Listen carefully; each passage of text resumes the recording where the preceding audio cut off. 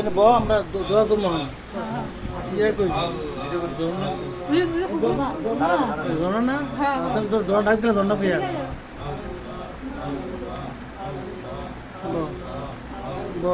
বসো বসো আল্লাহ আকবার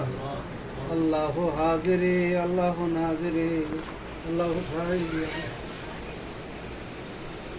আলহামদুলিল্লাহ আলামিন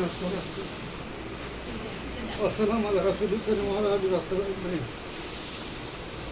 আমার বাসারের আব্বা আম্মা আব্বার মৃত্যু বার্ষিকীতে আমি আইছিলাম 15 বছর হইব হ্যাঁ 12 বছর চিনি না এখন আমার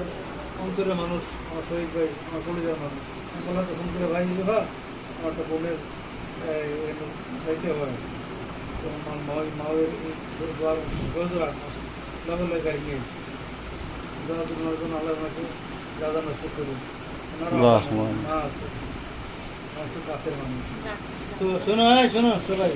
তারপরে আমার মা ওই আজ থেকে কখন কত 47 বছর না আমরা যে রুকমিদের নিশাদ রুকমিদের ওখানে যে আইসি যে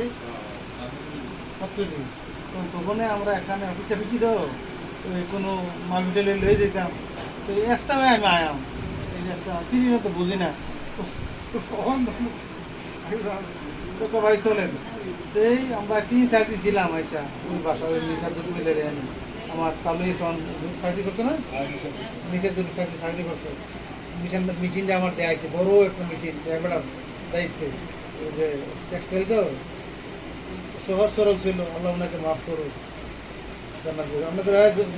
ঝর্ণা তোমরা আসো সময় বাকি মৃত্যুবার্ষিকীতে নিজেরাই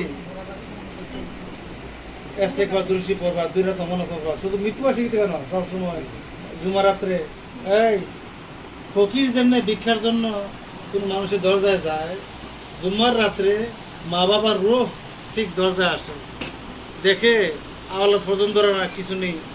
এই ফাটায় একটু সব রেখে করে তোরা মনে হয় তোরা পাতে পড়েনি বললে তারা আইডি লইয়া কবরে চলে যায় আমি সামলাম নেওয়াতুল্লাহ দেয় কিন্তু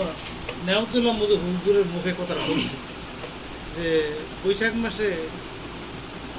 ঝড় বৃষ্টি আম ফললে